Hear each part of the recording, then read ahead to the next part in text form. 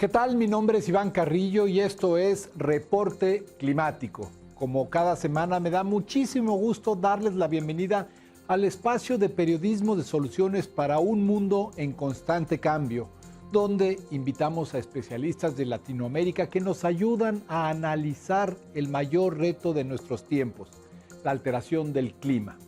Aunque se trata de un fenómeno global, frenarlo requiere de acciones pensadas desde lo local y en este sentido tenemos mucho que aprender de la alta montaña colombiana.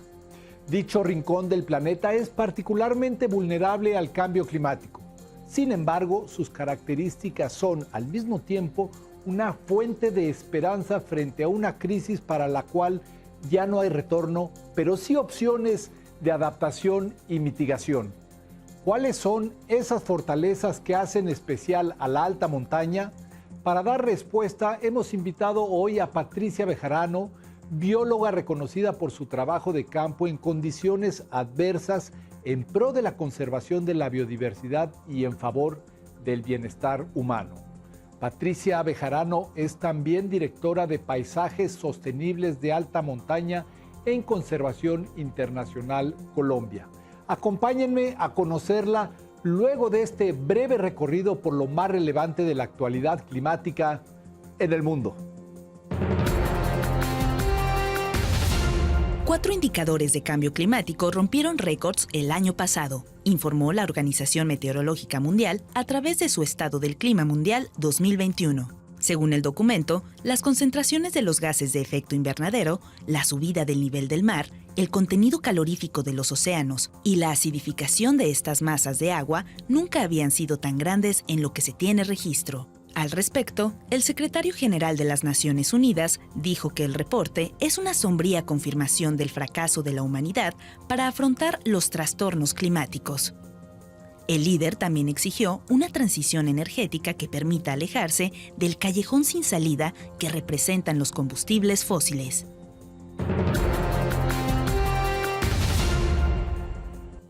El cambio climático está asociado a una crisis alimentaria que amenaza a los más pobres del mundo. Esta inseguridad, junto con la malnutrición, ha empeorado a partir de la guerra en Ucrania, pues los precios de la comida, la energía y los fertilizantes se han elevado en muchos países. De acuerdo con el más reciente informe global sobre crisis alimentarias, 193 millones de personas no tienen hoy una disponibilidad de alimento suficiente y estable, en comparación con los 108 millones que enfrentaban dicha situación en el año 2016. Por ello, urge un financiamiento significativo que favorezca la resiliencia del campo ante el cambio climático, particularmente de los pequeños productores agropecuarios. Los bosques autóctonos de la cordillera de los Andes han desaparecido significativamente en los últimos 500 años, a partir de la conquista española. Para revertir este problema y mejorar la adaptación de la zona al cambio climático, comunidades locales de 5 países están trabajando juntas en un esfuerzo de restauración y conservación a gran escala. La iniciativa se llama Acción Andina y su objetivo es cultivar y plantar árboles oriundos, así como proteger las fuentes de agua. Para fines de 2022, Acción Andina habrá sembrado más de 6 millones de árboles, mientras que su meta para los próximos 25 años es recuperar 1 millón de hectáreas de bosque. Dicen los científicos que si la selva amazónica representa los pulmones del mundo, los Andes son sus venas. Y no es para menos. Esta cordillera conecta 7 países: Argentina, Bolivia, Chile, Colombia, Perú, Ecuador y Venezuela. Es el hogar de más de 87 millones de personas y contiene una variedad de ecosistemas excepcionales. Solo en Colombia, los Andes generan más del 70% del Producto Interno Bruto y proveen de agua y energía a la mayoría de los habitantes del país. Uno de los paisajes característicos de los Andes colombianos es la alta montaña, un irregular con condiciones geográficas particulares de nieve, hielo, clima y radiación solar. Este término depende, entre otros factores, de la elevación y no tiene un significado estricto. Por ejemplo, en Alemania se considera alta montaña a partir de unos 2.500 metros en el sur y unos 2.000 metros en el norte. Para el caso colombiano, la montaña alta se considera a partir de los 2.700 metros sobre el nivel del mar y forma una macrounidad que alberga dos ecosistemas fundamentales, los bosques altoandinos y los páramos. Su valoración paisajística también está integrada por lagunas, volcanes, nevados, cimas rocosas y otros elementos. Los bosques comprendidos en la franja de los 2.900 a los 3.800 metros sobre el nivel del mar se caracterizan por presentar árboles y arbustos de 3 y 8 metros de alto, con predominio de plantas compuestas. Son representativos de esta categoría los robledales y los bosques de niebla. Por su parte, los páramos son únicos de los Andes, frágiles y a la vez sorprendentemente resistentes a condiciones muy extremas. Aguantan fríos extremos y altas temperaturas. Cumplen una función vital regulando el ciclo del agua, deteniéndola cuando es abundante y liberándola de manera continua en épocas secas. Millones de personas en capitales como Quito o Bogotá y en muchas otras ciudades intermedias de América Latina dependen en gran medida de ellos para abastecerse de agua. La montaña alta ha sido privilegiada en cuanto a su conceptualización y estudio. Además, es vista como un espacio estratégico por el interés de la conservación de sus formaciones vegetales y la regulación hídrica. Sin embargo, aspectos descontrolados como los cultivos de papa, la ganadería y la minería son un verdadero peligro para este ecosistema crítico y sensible. El avance rápido de un desarrollo que no tiene en cuenta a la naturaleza y a sus recursos son factores que ponen en alto riesgo no solo a los ecosistemas montañosos, sino también a los medios de vida de los habitantes de estas regiones. Existe un factor adicional que amenaza a los ecosistemas de la alta montaña de Colombia y que se está acelerando. Así lo describe Patricia Bejarano. Estos ecosistemas, debido a que están en la cúspide de las alturas de nuestros países andinos, se constituyen en ecosistemas estratégicos fundamentalmente para la provisión y el suministro hídrico, pero a su vez son altamente vulnerables a las condiciones variantes del clima, tanto por variabilidad climática como por cambio climático. Entonces, pues nos urge implementar y diseñar adecuadas medidas de adaptación para que los impactos de estas condiciones variantes del clima no sean tan extremas en el mediano y en el largo plazo. Los respectivos riesgos son irrefutables hoy en día y como muestra vale la pena detenernos en el caso de los glaciares tropicales. Estos reservorios de agua congelada se ubican un poco más arriba de los bosques altoandinos y los páramos y según la evidencia científica desde el año 1850 están desapareciendo cada día más rápido debido al calentamiento global. Nuestro Instituto de Meteorología, que se llama IDEAM, está monitoreando el retroceso glacial y está midiendo cómo esto va a afectar la disponibilidad de agua, ¿no? Ya hay unos que se prevé que para el año 2040 no van a existir. Quizá el último glacial que tenemos de esta zona sería el Nevado del Cocuy. Entendemos también que ya no hay nada que hacer. La situación global de calentamiento es tal que por más de que el país decidiera eliminar todas sus emisiones, dado que Colombia no es uno de los grandes emisores del planeta, pues no estaría en nuestras manos detener el retroceso glacial que se ha venido teniendo. Por lo tanto, dado que la problemática existe y viene incrementándose y va a hacer que nuestros glaciales desaparezcan, lo que tenemos que hacer es adaptarnos. Y una buena apuesta de adaptación es precisamente echar mano de los bosques y los páramos de la alta montaña. Que son los que siguen en el orden, digamos, altitudinal de los arreglos espaciales de los socioecosistemas, haciendo que esta regulación hídrica, que es una de las funciones principales de los páramos, que la biodiversidad que allí está y que ayuda a prestar esta función se mantengan en el tiempo. Para lograrlo, el equipo del que forma parte Patricia Bejarano implementó una metodología que arrancó de la siguiente manera.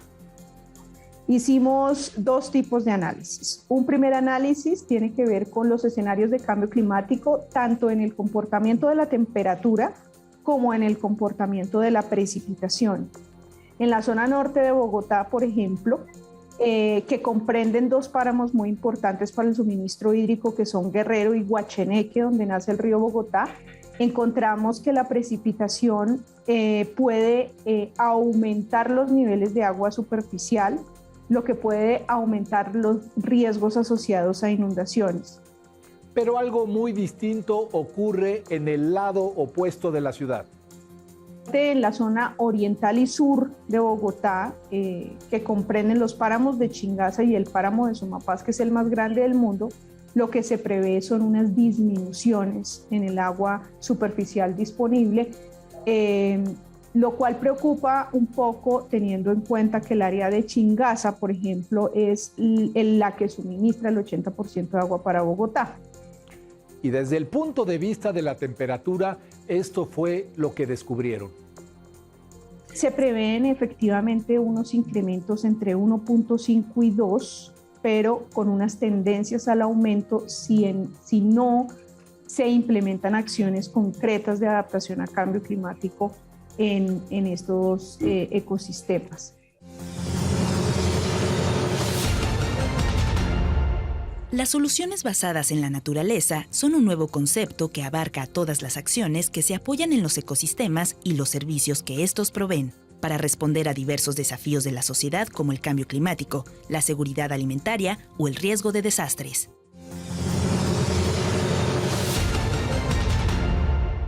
Más allá de la generación de datos sobre cambio climático, Patricia Bejarano y sus colaboradores estudiaron de qué manera esas variables podrían influir en la vida diaria de las personas que dependen de la alta montaña. Sus conclusiones fueron preocupantes.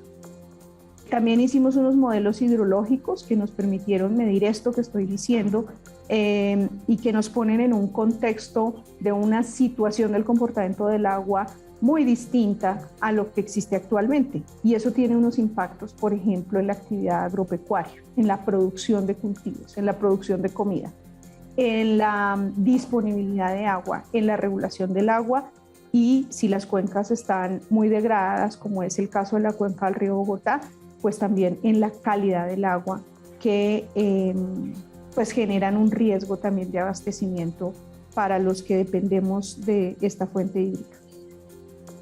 Atender los ecosistemas de montaña en Colombia es urgente, no solo por los servicios ambientales que proveen a todo el país, sino porque el 86% de la población nacional habita en las zonas altas, de acuerdo con un documento publicado por la FAO, la Agencia de las Naciones Unidas para la Alimentación y la Agricultura. Bueno, en el trabajo que venimos desarrollando aquí en Colombia, en los ecosistemas paramunos y altoandinos, que constituyen nuestra alta montaña, las comunidades que habitan estos ecosistemas han sido claves para los diseños de las medidas de mitigación y adaptación. En primera medida, logramos definir entre los científicos y técnicos que acompañaron el proceso junto con las comunidades que lo primero que teníamos que tener en cuenta es que la naturaleza hace parte de la solución y en una gran medida. Entonces, el principal enfoque conceptual y metodológico fueron las soluciones basadas en la naturaleza. Toda solución basada en la naturaleza trae consigo diversos desafíos. A continuación, Patricia Bejarano nos comparte el caso de la alta montaña colombiana. Desarrollo económico y social, que las medidas de adaptación que se implementen respondan a las necesidades de nuestras comunidades, cómo estos enfoques de mitigación y adaptación contribuyen de una manera directa al bienestar y la salud humana, a la seguridad alimentaria, a la seguridad del agua y a evitar que se exacerben los procesos de degradación y pérdida de biodiversidad. Y por otro lado, está el tema de buscar a través de estas soluciones cómo generar un bienestar muy local y cómo generar mecanismos para que estas mediciones del clima, fundamentalmente temperatura, precipitación y humedad, también les sirvan a las comunidades locales para tomar decisiones muy rápidas frente a problemáticas de su vida diaria, como por ejemplo, cómo enfrentar una helada, como por ejemplo, cuándo poder abonar sus cultivos sin que se pierda ese proceso de abono, cuánta agua realmente es necesaria para regar un cultivo. La respuesta vino de las propias comunidades, quienes a lo largo de los siglos han diseñado estrategias para solucionar problemáticas en la alta montaña.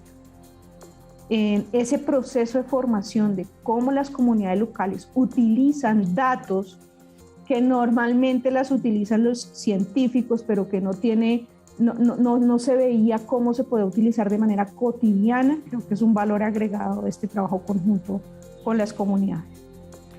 Todo ello se hizo a partir del análisis de cómo perciben los habitantes de la alta montaña el cambio climático. Estos fueron los resultados. Esa percepción es mucho más entendida en las mujeres, porque son las mujeres las que administran los recursos para la familia, la alimentación, el dinero, el tiempo. Ellas saben que el clima ejerce una presión sobre el paisaje, notan cómo altera las formas de producción campesina y asumen que sus comunidades necesitan entender todo esto para poder persistir en el tiempo. Entienden un poco más el problema y también se arriesgan más a generar cambios en la forma de producción y en la forma de llevar la vida cotidiana que se necesitan para adaptarnos al cambio climático. Y para aprovechar esta participación diferenciada, Patricia Bejarano y sus colegas emprendieron una sinergia con asociaciones de mujeres. Trabajamos con dos, por dar un ejemplo, una ubicada en un municipio nuestro que se llama Sesquilé, en el departamento de Cundinamarca, que se llama AMUCES, Asociación de Mujeres de Sesquilé, y trabajamos con otra asociación que se llama AMEG, Asociación de Mujeres Emprendedoras de Guatavita, otro de los municipios. Trabajamos con otra organización que se llama Mujer y Tierra, que queda o tiene su principal actividad al sur de Bogotá, en un área rural de una localidad bogotana que se llama Usme. Lo que hicieron con ayuda de estos grupos fue restaurar ecosistemas de la alta montaña, una acción que a nivel mundial podría reducir hasta un 35% las emisiones globales de los gases que calientan al planeta, manteniendo así el cambio climático por debajo de los 2 grados centígrados. Y otro aspecto muy importante de las mujeres es que nosotros elaboramos con ellos un monitoreo comunitario para poder definir cuáles eran las variaciones del clima a nivel muy local, a nivel de un predio. Y con instrumentos muy sencillos se hicieron mediciones de temperatura, de precipitación y de humedad del aire. Y quienes más interés tuvieron para llevar estos datos y aún hoy, a unos meses después de que se terminara el proyecto, mantienen son las mujeres. Más o menos la proporción fue 75% mujeres, 25% hombres. Los niños de la alta montaña colombiana también han jugado un papel excepcional en la lucha contra los embates del cambio climático. Veamos de qué manera.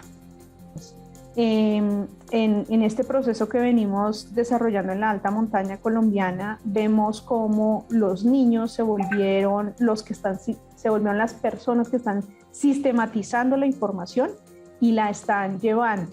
Y ahí encontramos también un mensaje muy importante, y es cómo el arte, la fotografía, los medios audiovisuales se pueden volver mecanismos muy importantes para llevar el mensaje a la ciudadanía en general.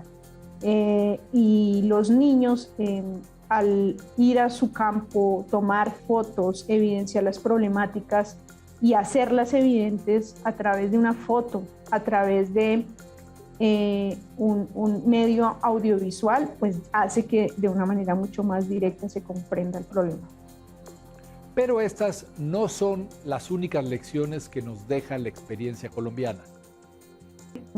Las medidas de adaptación deben vincular a todos los rangos de edades de las personas, y entonces trabajamos con niños jóvenes y también con ancianos y adultos mayores que también tienen una comprensión de lo que ha venido pasando en la alta montaña, y las medidas de adaptación también se diseñaron para que todos los miembros de la familia pudiesen tener un rol, tener un papel a la hora de implementar las distintas actividades que se hicieron.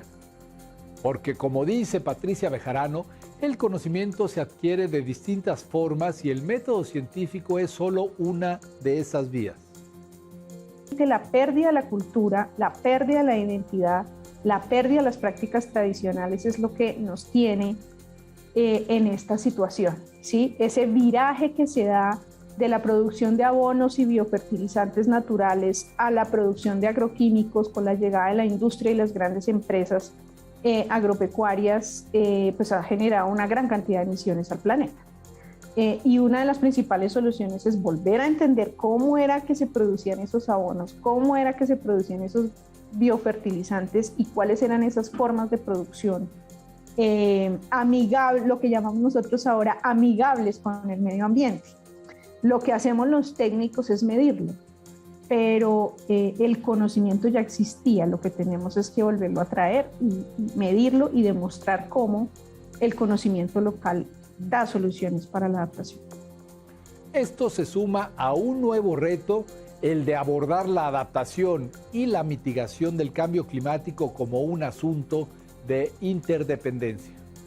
Otro tema que no es ajeno al comportamiento de la alta montaña es la deforestación y las quemas que se vienen dando en la cuenca amazónica. Porque quien trae la humedad aquí a los ecosistemas de la alta montaña pues son los árboles y son las selvas amazónicas. Si perdemos Amazonía, los páramos tampoco van a tener mucho que hacer. Y viceversa, el pulmón verde más importante de la Tierra seguramente agonizaría ante la desaparición de los ecosistemas de alta montaña, donde el agua se recicla para que luego descienda sobre la selva. Entonces, digamos que el llamado es a que la adaptación se piense de una manera más holística. Los que trabajamos aquí arriba, en los páramos y en los bosques altoandinos, entendemos que la Amazonía es fundamental y que tenemos que conservarla para que toda esa humedad que genera pueda llegar acá y podamos seguir teniendo agua. Hemos llegado al final de este reporte climático, periodismo de soluciones para un mundo en constante cambio. Mi nombre es Iván Carrillo y espero encontrarme con ustedes la próxima semana. Gracias por seguirnos.